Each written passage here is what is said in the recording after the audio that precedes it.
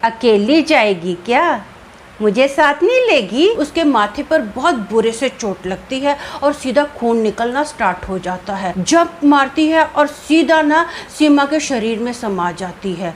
धुएं की तरह वो सीमा के शरीर में समा गई। सीमा की मम्मी का सुहागन का जोड़ा था ना, वो सीमा ने पहना हुआ है। चेहरे का खून था ना, इसके हाथों पर आ गया। ये ना अपने हाथों का खून चाटना स्टार्ट कर देती है। हमको अकेला छोड़ दो, हम खुश हैं, हमको अकेला छोड़ दो। मैं इसको छोड़कर नहीं जाऊंगी, मैं कभी नहीं छोड़ूंगी, मैं इसके साथ खुश हूं।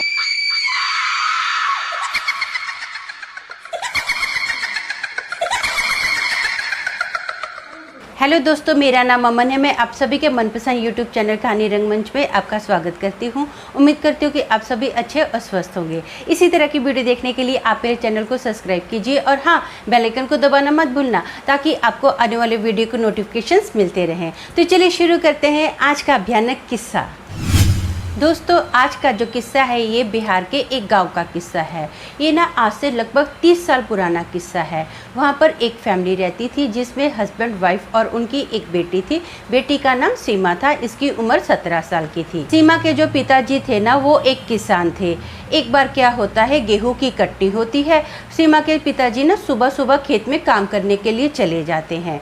दोपहर का वक्त होता है तो सीमा की मम्मी ना सीमा को बोलती है कि बेटा, मेरी तबीयत ठीक नहीं है, मुझे लगता है कि मेरे ना शरीर में जैसे पूरी हड्डियां टूट रही हैं, मुझे बहुत ज़्यादा बुखार है। अब तेरे पिताजी जो है ना बिना कुछ खाए पिए चले गए हैं, अब तो ऐसा कर, ये खाना ना अपने पिताजी को देकर आ जा। तो सीमा बोलती है ठीक है। सीमा खेत में जाती है, अपने पिताजी को खाना देती है और घर की ओर वापस आ रही होती है। जैसे ही वो रास्ते में आती है ना, तो वो पाती है कि रास्ते में ना एक बहुत ही बड़ा फूलों का बगीचा है और उस बगीचे के अंदर ना गुलाब के फूल लगे हुए हैं। कहीं कहीं गुलाब के लाल फूल लगे हुए हैं और बीच बीच में सफ़ेद है। सीमा को ना गुलाब के फूल बहुत ज़्यादा पसंद होते हैं, इसको लाल गुलाब बहुत पसंद होते हैं। ये क्या करती है, एक झाड़ के पास जाती है और गुलाब को तोड़ती है और सीधा अपने बालों पर लगा लेती है।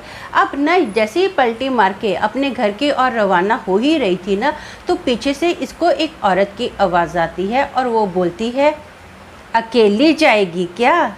मुझे साथ नहीं लेगी? सीमा पलटी मार के उस आवाज़ की तरफ देखती है तो सीमा पाती है कि एक बहुत ही डरावनी औरत, जिसकी बड़ी बड़ी मोटी मोटी लाल लाल आँखें हैं और उसके लंबे लंबे नाखून हैं, उसके जो दांत हैं ना बहुत ही ज़्यादा नुकीले हैं, उसका बहुत ही जो फेस है डरावना सा दिख रहा है, पूरा सफ़ेद उसका फेस पड़ा है। वो ना सीमा की ओर मुस्कुरा के देखती है।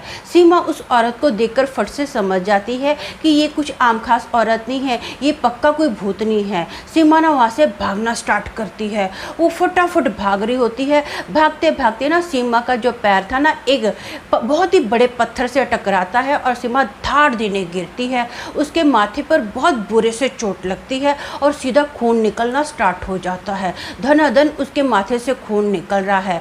अब सीमा ने पलटी मार के फिर से उस भूतनी की ओर देखा ना, तो वो जो भूतनी है सीधा, अब वो गुलाब के फूल के पास भूतनी खड़ी थी, जंप मारती है और सीधा ना सीमा के शरीर में समा जाती है। धुएं की तरह वो सीमा के शरीर में समा गई। सीमा ये देखकर बहुत ज़्यादा घबरा जाती है, फटाफट भागती है अपने घर की ओर और ना जैसे ही घर का इसका दरवाज़ा बंद था ना, ये ज़ोर से दरवाजे को धक्का मारती है और फटाफट ये अपने मम्मी के रूम में जा रही होती है। तो इसकी मम्मी इसको भागते हुए देख लेती है। वो बोलती है, बेटा क्या हो गया, ऐसे क्यों भाग रही है? अब ना उसकी मम्मी देखती है कि सीमा के सर पर तो बहुत बुरे से चोट लगी है, इसका जो चेहरा है पूरा खून से लथपथ हो गया है। तो वो पूछते, सीमा तो क्या हो गया तुझे, तो ठीक तो है, ये चोट कैसे लगी? अब जो सीमा होती ना फटाफट अपनी मम्मी के रूम में गई और रूम बंद कर लिया। सीमा की मम्मी जो है बाहर से आवाज़ें लगा रही है, सीमा दरवाज़ा खोल, सीमा दरवाज़ा खोल, तू ठीक तो है, तेरे साथ हुआ क्या है, मुझे बता तो सही, ये चोट कैसे लगी बेटा, प्लीज़ मेरे को बता, दरवाज़ा तो खोल, कुछ तो बोल। जो सीमा ना कुछ नहीं बोल रही है। 10 मिनट के बाद सीमा ने ना दरवाज़ा खोला और सीमा की मम्मी सीमा को देखकर ना एकदम चौंक गई, क्योंकि सीमा की मम्मी सीमा को पाती है कि जो सीमा की मम्मी का सुहागन का जोड़ा था ना वो सीमा ने पहना हुआ है, और सीमा की बड़ी बड़ी मोटी मोटी लाल लाल आंखें हुई हुई है, और सीमा की मम्मी की जो सिंदूर की वो छोटी सी वो डब्बी थी ना, वो डब्बी पूरी सीमा ने अपने बालों पर उड़ेली हुई है। पूरे बालों में इसके सिंदूर ही सिंदूर है, और चेहरा इसका पूरा खून से लथपथ है, और इसका जो चेहरे का खून था ना इसके हाथों पर आ गया। ये ना अपने हाथों का खून चाटना स्टार्ट कर देती है। सीमा की मम्मी पूछती, बेटा ये तो क्या कर रही है, तो पागल हो गई है? तो सीमा ना जोर जोर से तालियां मारना स्टार्ट कर देती है, हंस रही है, कंटिन्यू तालियां मार रही है, कूद रही है। और सीमा की मम्मी ना उसको पूछती है, सीमा तो क्या हो गया है, तेरी तबीयत तो ठीक है? अब सीमा की मम्मी भागकर ना सीमा के सर पर हाथ लगाने ही जा रही थी, तो सीमा ना अपनी मम्मी को जोर से धक्का मारती है। सीमा की मम्मी दूर जाके गिरती है, और सीमा बोलती है, हमको अकेला छोड़ दो, हम खुश हैं, हमको अकेला छोड़ दो। और सीमा जोर जोर से हंसना स्टार्ट कर देती है। सीमा की मम्मी पाती है कि सीमा के अंदर से ना सीमा की आवाज़ तो आ ही आ रही है, साथ में किसी और एक औरत की आवाज़ आ रही है। वो जो औरत है ना अब जोर जोर से हंसना स्टार्ट कर देती है। सीमा कभी हंस रही है, रो रही है, तालियां मार रही है, और अपनी मम्मी को ना गंदी गंदी गालियां देना स्टार्ट कर दी। सीमा की मम्मी जो होती है ना फटाफट अपने पड़ोसियों के पास जाती है और बोलती है कि प्लीज़ कोई सीमा के डैडी को संदेश दो, सीमा की तबीयत ठीक नहीं है, फटाफट सीमा के डैडी को बुला कर लेकर आओ। अब जो एक बंदा होता है वो सीमा के डैडी के पास जाता है, और गांव के जितने भी लोग होते हैं ना, पड़ोसी लोग होते हैं, फटाफट वो सीमा को देखने के लिए जमा हो जाते हैं सीमा के घर पर। एक ना बुजुर्ग आंटी होती है, वो आंटी देखकर ही सीमा को बोलती है कि इसके अंदर तो कोई बुरी आत्मा समाई हुई है, ये आपकी जो बेटी है ना नॉर्मल नहीं है, इसको तो ऐसा करो किसी मौलवी के पास या झाड़ फूक वाले के पास लेकर जाओ। इतने में सीमा के पिताजी आ जाते हैं। जो पड़ोसी होता है उसने पूरी हालत बताई होती है कि सीमा की ऐसी ऐसी हालत है।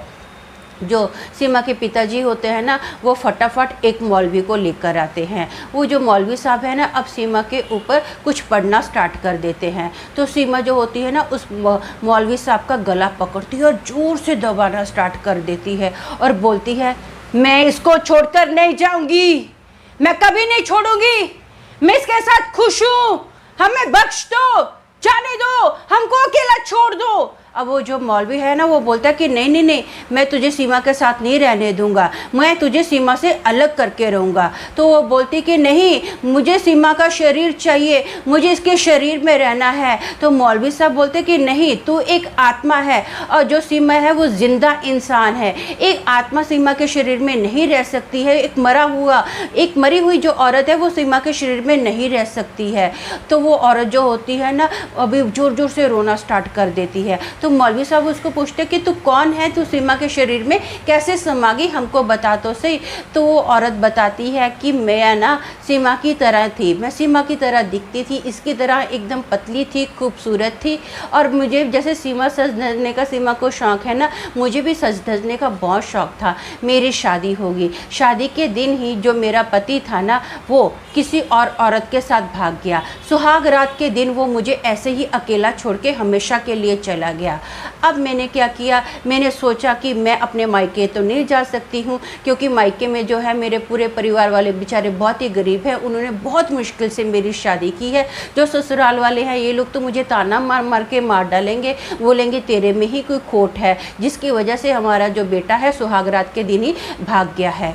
अब मैंने क्या किया, मैंने अपने आप को हमेशा के लिए ख़त्म कर डाला। मेरी जो आत्मा थी ना उस बगीचे में दोपहर के वक्त घूम रही थी, और सीमा आई, उस बगीचे में ना एक फूल तोड़ा और अपने बालों पर लगा लिया। मुझे भी जैसे सीमा को गुलाब का फूल पसंद था ना, वैसे मुझे भी गुलाब के फूल बहुत पसंद हैं। तो मैं इसके अंदर समा गई हूँ। मैं सीमा को अपने एक अच्छे दोस्त की तरह रखूँगी, इसको कोई नुकसान नहीं पहुँचाऊँगी, प्लीज़ आप मुझे सीमा के शरीर में रहने दो। तो मौलवी साहब बोलते कि नहीं, ऐसा नहीं हो सकता है। मौलवी साहब ना कुछ पढ़ते हैं, और पढ़ने के बाद ना वो बोलते हैं सीमा की मम्मी को, ऐसा करो एक ना पानी का गिलास लेकर आओ।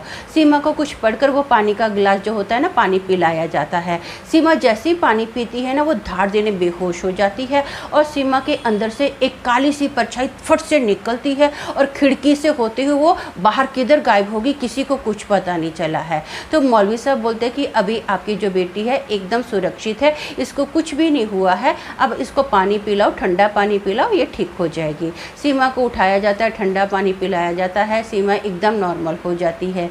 तो सीमा को पूरी घटना के बारे में जब बताया जाता है ना तो सीमा बोलती मेरे को तो कुछ भी पता नहीं है, मुझे तो कुछ भी याद नहीं है, बस मुझे इतना याद है कि मैं तो पिताजी को खाना देकर घर की ओर आ रही थी, बाकी मेरे साथ क्या हुआ मुझे कुछ भी याद नहीं है। तो उसकी मम्मी बोलती है ठीक है बेटा, ऐसी बुरी बातें कभी याद भी नहीं रखनी चाहिए।